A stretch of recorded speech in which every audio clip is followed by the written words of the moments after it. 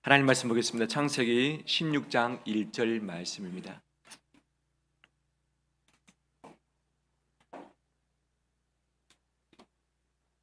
창세기 16장 1절 말씀, 15절 말씀까지 교독하겠습니다. 아브라함의 아내 사레는 출산하지 못하였고 그에게 한 여종이 있으니 애굽 사람이요 이름은 하갈리라.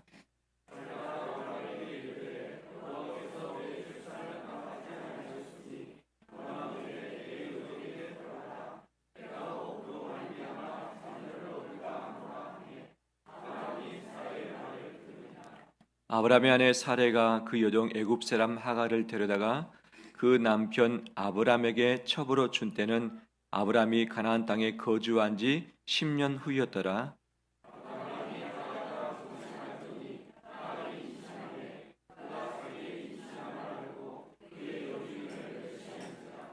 사레가 아브람에게 이르되 내가 받는 모욕은 당신이 받아야 옳도다. 내가 나의 여종을 당신의 품에 두었거늘 그가 자기의 임신함을 알고 나를 멸시하니 당신과 나 사이에 여호와께서 판단하시기를 원하노라.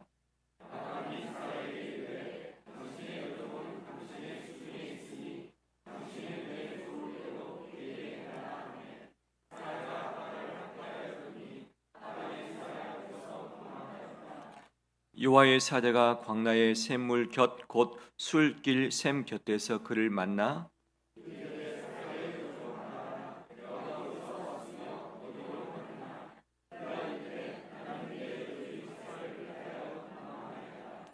여호와의 사자가 그에게 이르되 내 여주인에게로 돌아가서 그 수하에 복종하라.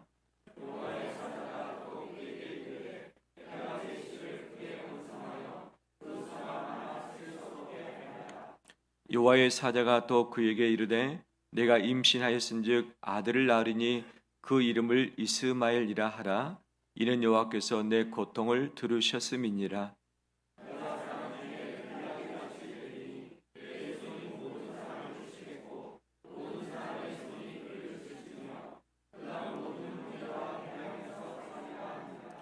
하갈이 자기에게 이르신 여호와의 이름을 나를 살피시는 하나님이라 하였으니 이는 내가 어떻게 여기서 나를 살피시는 하나님을 배웠는고 함이라.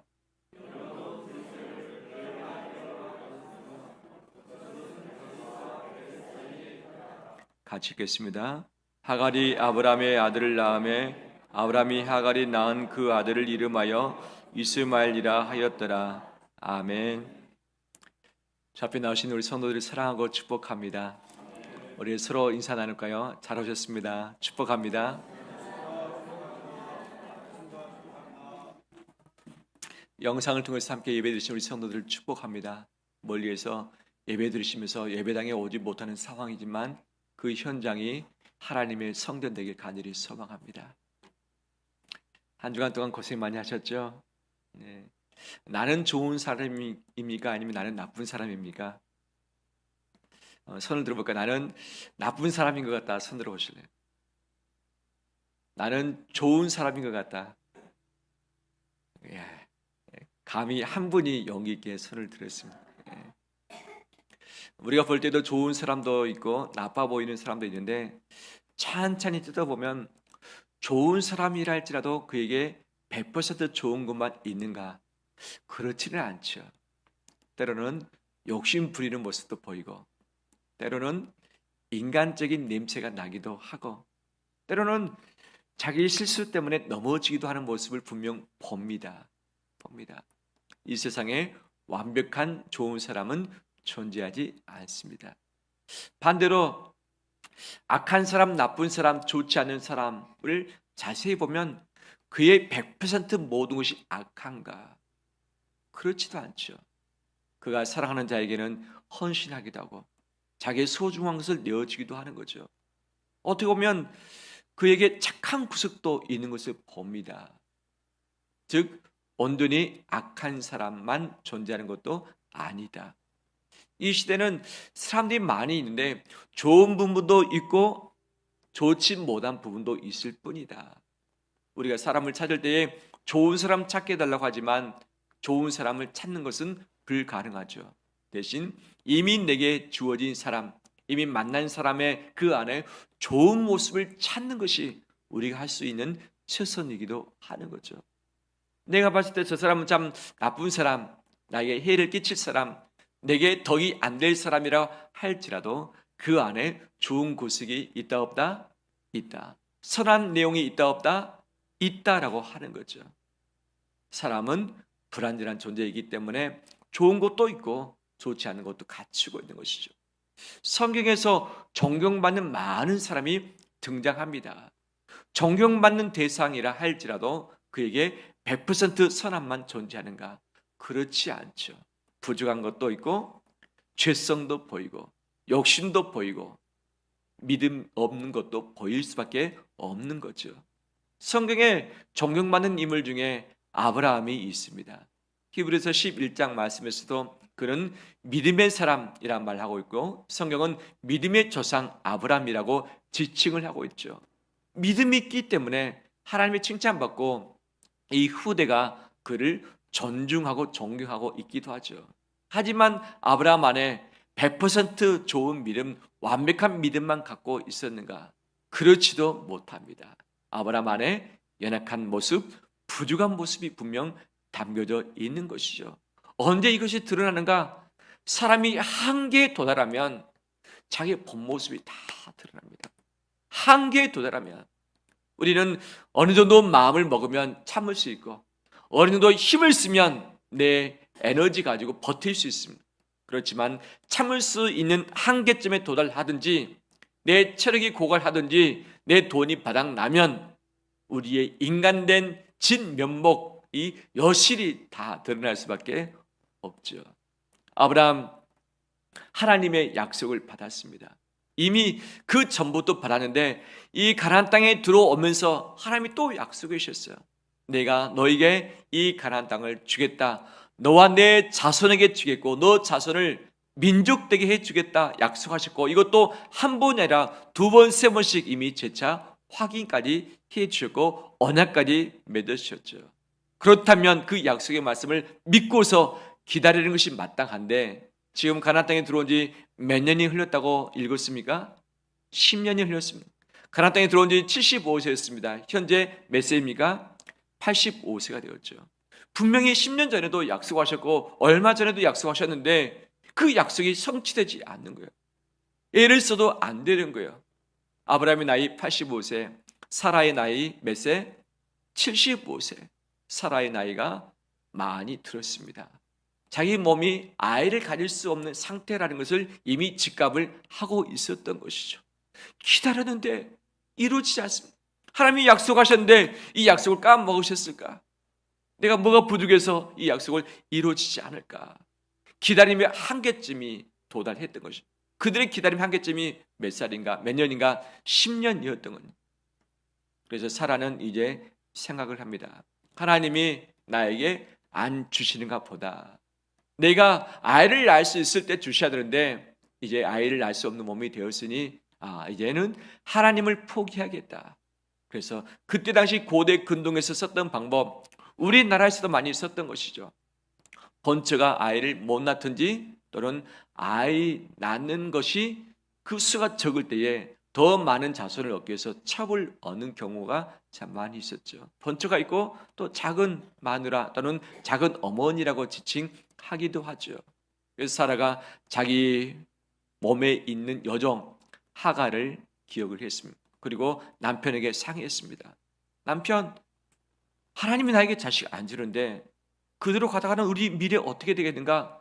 우리 이 많은 재산 어떻게 할 것인가? 우리가 더 나이 먹거나 죽은다면 어떻게 될 것인가? 우리가 대책을 세워야겠다. 내가 말할 테니 당신 들어보시오. 이 하갈을 당신의 첩으로 줄 테니 그 하갈을 통해서 당신이 자식을 낳았으면 좋겠다. 그 자식이 바로 우리의 자식 되는 것 아니겠느냐라고 제안을 했고 아브라함은 이 제안을 어떻게 합니까? 수납을 했죠. 그래서 이 제안대로 하겠다. 그래서 그 하갈 여종이 아브라함에게 들어가고 잠을 잤습니다. 그리고 나서 임신을 했던 것이죠. 기뻤습니다. 왜? 목적하던 바가 이루어졌으니까. 그런데 임신했던 이 하갈이 종이었는데 마음이 되었던 것이죠.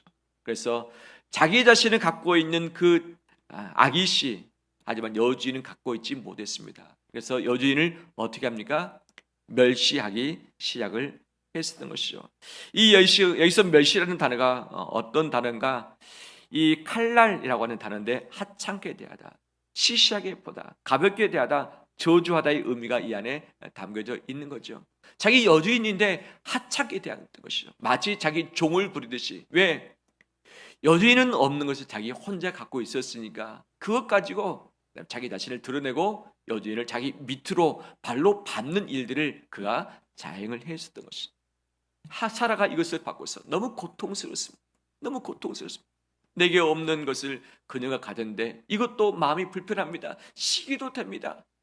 그런데 그가 자기 자신을 멸시하니까 이제 완전히 마음이 뒤집어져 버릴 것이죠. 그래서 아브라함에게 말합니다. 어찌할 건가?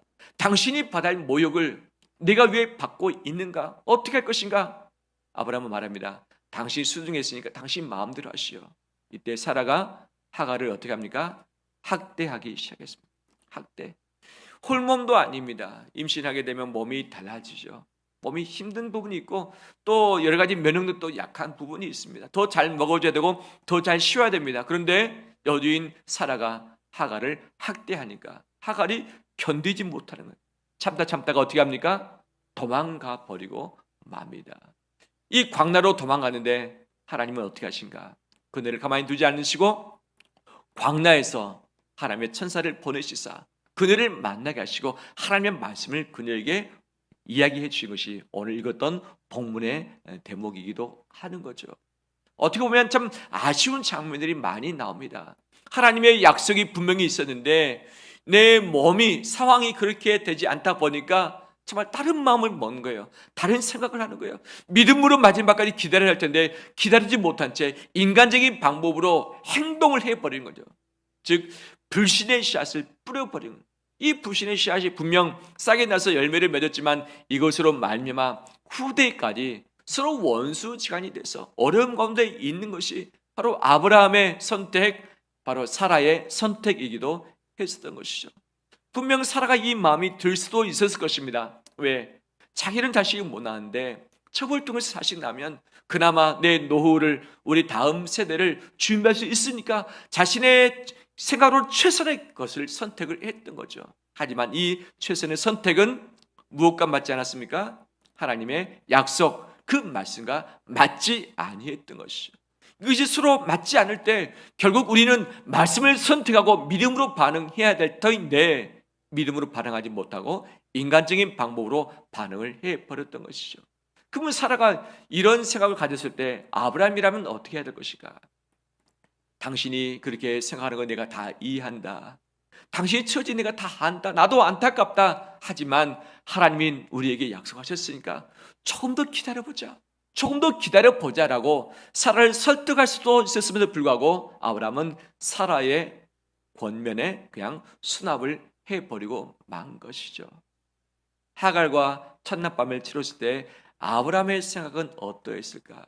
사랑하는 아내를 두고서 자기 종된 여인과 잠을 같이 자야 되는 남자로서의 그 마음들, 사랑하지 않는데 그녀를 자기 첩으로 받아들여야 되는 그것들, 아내하고 정말 오랫동안 애를 썼는데 그러지 못함으로 말미암아 다른 여인과 함께 동침해야 되는 이 부분들이 이 남자로서 아브라함으로서 참 얼마나 쉽지 아니었을까.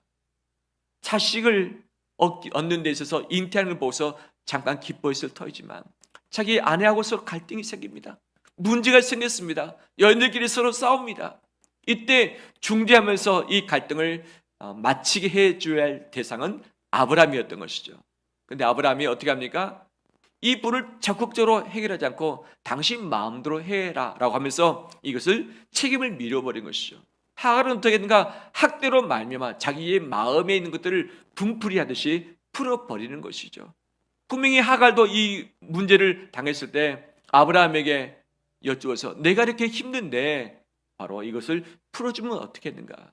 내가 사라를 향해서 내가 멸시했던 거 내가 미안했다, 내가 죄송했다, 다시는 그렇지 않겠다, 나를 용서해달라고 하면서 풀 수 있었음에도 불구하고 아브라함도 풀지 않았습니다. 사라는 공격했습니다. 하갈은 바로 이 도망하는 회피의 반응으로 그냥 집을 나가버리고 말았던 것이죠.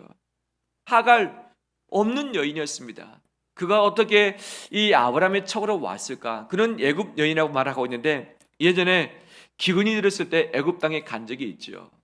그래서 사라를 바로 왕의 아내로 데려감을 당하고 맙니다. 이때 바로 왕이 상을 주었던 것이죠. 아브라함에게 무슨 상을 주었습니까? 가축도 많이 주었고 종들도 많이 주었다라고 이야기를 하고 있죠. 바로 왕이 주었던 종 안에 하갈이 있지 아니했을까라고 추정을 하고 있습니다. 하갈은 자기 본토, 자기 고향, 자기 국적을 가지고서 살았습니다. 비록 종으로서 자기의 권한은 없었지만 자기가 살고 있는 환경 가운데 있었습니다. 그런데 왕의 결정으로 말미암아 이 아브라함의 종이 되어버린 것이죠. 아브라함과 함께 가나안 땅에 갔습니다. 언어가 달랐을 것입니다. 문화가 달랐을 것입니다. 그 다음에 종교도 달랐을 것입니다. 그 다음에 피부색도 다를 수밖에 없는 그런 상황이었겠죠. 이런 하갈, 그의 인생이 어떤가? 정말 종이었기 때문에, 선택지가 없기 때문에 새로운 곳에 가서 고생을 해야 되는 그 상황. 그 다음에 이 하갈이 분명히 젊은 여인이었을 것으로 보이는데 자기가 원하는 남자의 이상형이 있었겠죠. 때로는 그 종들 중에 자기가 사모하는, 연모하는 어떤 남자가 있을 수도 있는 것 아니었겠습니까? 그런데 자기의 선택하고는 관계없이 자기 나이가 많이 들은 주인에게 들어가서 첩으로 살라니, 이거 어떻게 합니까? 나도 사랑할 권리가 있고, 나도 사랑받을 권리가 있고, 나도 종이지만 존중받을 바로 대상인데 자기의 뜻과 전혀 관계없이 사랑하지도 않음에도 불구하고 자기 몸을 통해서 자식을 낳는 바로 시바지 역할을 감당하라고 하는데 이 하갈의 마음이 분명 좋지 않았을 것입니다. 분명 한편으로는 내가 자식 낳으면 이 자식이 온 이 집안 가문을 이어받는다, 이 모든 재산이 내 아들 것이 된다, 나도 덩달아서 대우 잘 받겠지라고 하는 그 기대감이 있었겠지만 한 여성으로서, 젊은 여인으로서 자기 인생이 이제 다 끝나버린 것이죠. 바로 주인의 시바지로서 역할을 감당하는 것은 그녀의 번민 그 자체였을 것입니다. 없다가 정말 주인이 원했던 생명을 가졌습니다. 그러다 보니까 그녀도 사람인지라 자기 여주인을 멸시하고 조롱하기 시작을 했었던 것이죠. 있어서는 안 될 일이죠. 왜? 종은 종이니까. 하지만 그녀가 이제 없던 것이 있다 보니까 바로 자기의 마음이 돌변해서 도리어 제 여주인을 공격하는 자로 선 것을 보게 되었습니다. 아브라함, 사라, 하갈을 볼 때 참 인간답다라고 할 수밖에 없죠. 만약에 내 자신이라면, 우리라면 어떻게 했을까? 어떻게 했을까? 이것보다 전혀 다른 것으로 반응했을까? 인격적으로 반응했을까? 믿음으로만 반응했을까? 참아냈을까? 쉽지 않은 대목입니다. 쉽지 않습니다. 미래가 달려있는 이 생명과 관련된 부분이었기 때문에 그들은 자기의 모든 것을 동원해서 했었지만 결국은 불신의 씨앗이 뿌려져서 이것으로 말미암아 가족들 관계가 뒤죽박죽 되어버렸고, 서로 싸우는 이 모습을 보았던 아브라함, 도망가버리는 하갈의 빈자리, 정말 자식을 얻었겠구나라고 생각했는데 그 자식이 지금 씨가 사라져버린 거잖아요. 혼란 가운데 있었을 것입니다. 이것이 사람의 모습, 사람의 부족함, 투성이라고 할 수 있겠죠. 하나님은 이것을 보고서 어떻게 하셨는가? 7절 말씀, 7절 우리 함께 읽겠습니다. 여호와의 사자가 광야의 샘물 곁 곧 술길 샘 곁에서 그를 만나. 어디서 만납니까? 광야 샘물, 술길 샘 곁에서 누구를 만납니까? 하갈을 만나는 거죠. 누가 보내신 거죠? 하나님께서 그의 사자 천사를 하갈에게 보내셨습니다. 그러면 이 장소가 어디인가? 바로 이 브엘라 헤로이라고 하는 이 지명을 그 샘에 붙였는데, 브엘세바에서 남쪽으로 60km 떨어진 곳, 헤브론의 밑이 브엘세바 아래가 브엘라 헤로이라고 하는 부분이고, 더 밑에 쭉 가면 어디가 나오는가? 애굽이 나오는 거죠. 이것을 추정했을 때 지금 하갈은 어디를 향해서 가고 있는 중이었을까요? 애굽을 향해서 가고 있는 중이었을 것이다. 자기 집에서부터 현재 여호와의 사자를 만나는 이 거리가 얼마나 될 것인가? 한 80에서 90km 정도 추정하고 있습니다. 하루 길이 아닙니다. 빨리 가야 바로 이틀, 3일 길 정도 되는 곳인 것이죠. 하갈은 학대를 견디지 못해 집을 나왔습니다. 하갈의 마음은 편했을까? 그때 당시 종이 도망 나오다가 잡히면 주인에게 다시 끌려가든지 아니면 죽임을 당하는 상황이었던 것이죠. 잡히면 죽을 수 있는 상황. 근데 자기 몸에 누가 있습니까? 아기 씨가 있는 것이죠. 엄마로서 이 아기 씨를 지켜야겠다는 이 마음도 분명 있었던 것이죠. 하지만 자기 인생이 어떻게 될지 모릅니다. 그러면 애굽에 간다고 한들 뾰족한 수가 있는가? 애굽에 가게 되면 자기 신분이 분명 노출될 것입니다. 너는 종이었는데 왜 이곳에 와 있느냐? 바로 왕이 많이 보낸 종이었다고 한다면, 바로 왕이 이것을 알았더라면 그는 바로 처형 당할 수밖에 없는 상황. 애굽에 가도 뾰족한 수가 없습니다. 자기 미래가 어떻게 될지 모릅니다. 자기 아기 씨를 어떻게 지켜야 되는지 그 방법이 없고 능력도 없습니다. 정처 없이 가긴 가는데 어디로 갈지 모르니까 그래도 고국으로 가자라고 하면서 이 애굽을 향해서 걸어갔을 뿐이었던 것이죠. 하루 길 가고 이틀 길 가고 3일 길 되었을 때 아마 그녀의 수많은 생각이 있었을 것입니다. 나의 인생 어떻게 될 것인가? 어떻게 될 것인가? 어떻게 버텨내며 살아낼 것인가? 바로 그때 하나님이 천사를 그녀에게 보내주셨습니다. 무엇을 의미하는가? 하나님은 그녀를 보고 계셨습니다. 그녀를 보고 계셨습니다. 광야에 아무도 알지 못하는 곳에 가 있을지라도, 아브라함도 살아도 그녀를 찾지 못한다 할지라도, 찾지 않았다 할지라도 하나님은 그녀를 찾으셨고 그녀에게 다가오셨습니다. 이것이 하나님이신 것이죠. 하갈이 그 전에 하나님을 만났던 경험, 하갈 안에 믿음이 있다는 내용은 나오고 있지 않습니다. 하갈이 태어나서 처음으로 하나님의 사자를 만났고 하나님의 약속을 들었고 그 약속을 믿음으로 말미암아 새로운 인생이 되게 되는데, 그녀로서는 인생 역전의 순간이 오늘 본문인 것이죠. 하나님을 만났고 하나님의 음성을 그녀가 들었던 것이죠. 어디서? 도망치던 광야에서. 자기의 멸시로 말미암아 도망치던 광야, 자기의 신분으로 말미암아 기구한 인생의 삶을 살았던 그 여인의 광야에서 하나님을 만나 뵈었던 것이죠. 하나님이처럼 광야 가운데 기구한 인생을 살 수밖에 없을 때, 자기의 실수로 말미암아 쫓겨온 나는 이 상황일지라도 하나님은 찾아오시고 말씀하시고 붙들어오신 줄 믿습니다. 우리는 부족한 존재입니다.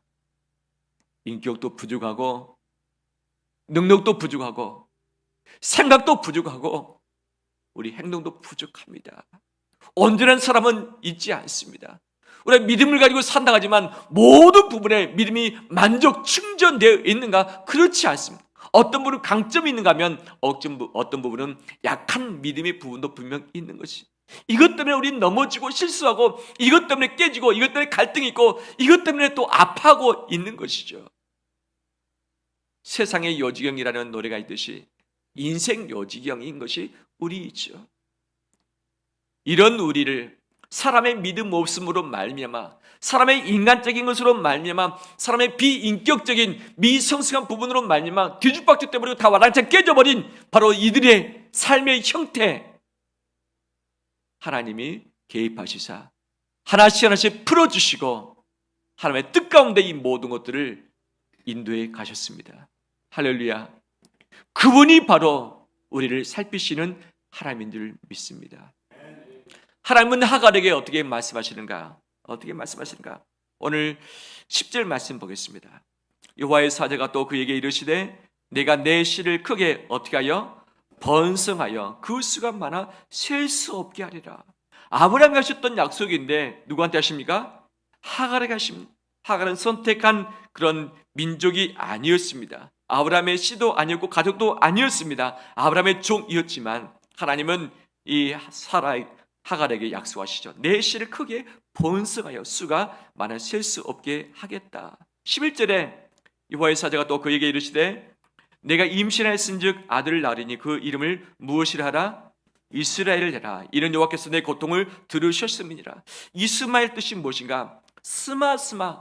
이 스마 어원이 뭐냐면 쇠마입니다. 쇠마는 무엇입니까?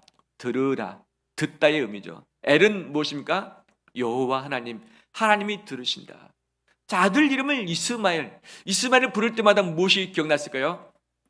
너는 들으라. 너는 여호와께서 들으신다. 너의 고통을 들으신다. 너의 눈물을 보신다. 너의 기도를 들으신다. 너의 간구를 아신다. 바로 이스마엘 이름을 붙여주신 것이 하나님이신 것이죠. 하나님은 들으십니다. 고통을 들으시고 아픔을 들으시고 우는 것을 들으시고 기도를 들어주시는 분임을 믿습니다. 바로 하나님께서 그렇게 약속을 하셨던 것이죠. 뿐만 아니라 12절 말씀 보니까 그가 사람 중에 바로 이스마엘이죠. 들나귀 같이 되리니 그의 손이 모든 사람을 치겠고 모든 사람의 손이 그를 칠지며 그가 모든 형제와 대항해서 살리라 하니라. 비록 그의 삶이 순탄치 않을 것이고 서로 형제와 서로 싸움이 있겠지만 하나님이 그를 세우겠고 민족되게 하시겠다는 것을 분명히 오늘 본문의 15년 후에 또 하갈에게 약속을 해 주시는 것이죠. 이처럼 하나님은 보고 계십니다. 찾아와 주십니다. 그 다음에 살펴주십니다.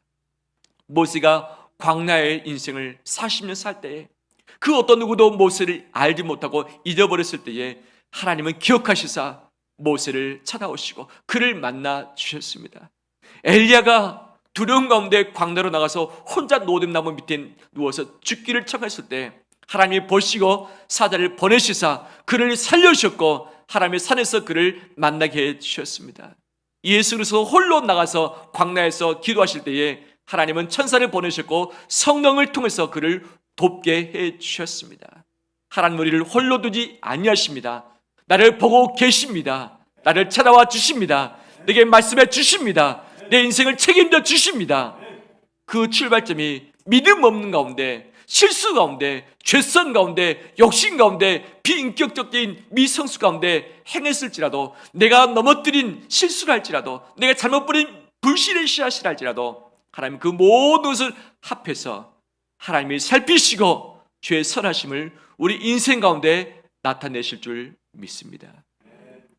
그런데 하나님은 하갈을 살피셨을 뿐 아니라 이런 조건을 가지고 그에게 명령도 해 주셨습니다. 무슨 명령인가? 9절 말씀입니다. 9절 말씀 함께 읽겠습니다. 여호와의 사자가 그에게 이르되 내 여주인에게로 돌아가서 그 소아에 복종하라. 누구한테 돌아가라? 여주인이 어떻게 했던 자입니까? 하갈을 학대했던 자, 학대했던 그 여주인에게 돌아가라. 그 소아에 어떻게 하라? 복종하라 말씀하시죠.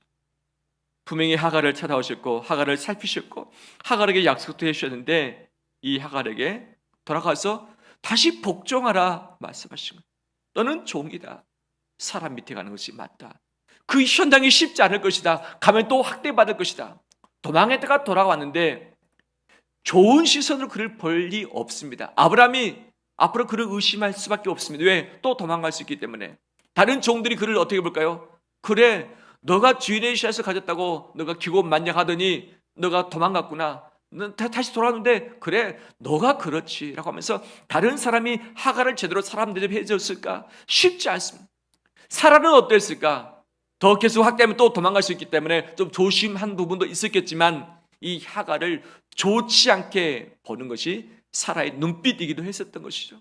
돌아가면 뻔합니다. 지금 도망자에서 하면 산다 할지라도 답이 없습니다. 돌아간다 할지라도 분명히 그의 인생이 기구한 인생이 될 수밖에 없지만 하나님은 돌아가서 너를 여전히 학대하고 있는 너를 좋지 못한 시선으로 바라볼 수밖에 없는 그 가족 안에 들어가서 복종하라. 그 소아에 복종하라 말씀하시죠. 이 복종하다의 단어가 무엇인가?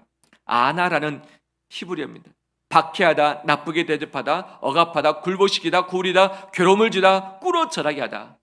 그냥 완전히 여주인 앞에 그냥 바짝 꿇어서 엎드려서 하라는 대로 시키는 대로 다 행하라 라고 그 모든 수모를 다 받아내라 라고 말씀을 하시는 것이죠. 대신 내가 너와 내 아를 책임지마. 너가 너와 내 인생 책임질 테니까 너 가서 다시 복종하라 말씀하시죠. 이 복종하다의 단어가 아나인데 오늘 읽었던 본문 가운데 아나라는 단어가 한 번 더 나옵니다. 몇 절인가? 6절 말씀입니다. 아브라함이 사라에게 이르되 당신의 여종은 당신의 수중에 있으니 당신의 눈에 좋을 대로 그에게 행하라 하매 사레가 하가를 어떠합니까? 학대하였더니, 이 학대라는 단어가 또 동일한 아나 단어입니다. 아나. 사라가 학대했던 그 아나, 너는 이것을 알고 있다. 돌아가서 그 학대 받으라. 복종하라. 학대 가운데 있어라. 하나님이 참 너무 무심하기도 하고 너무 정의 없고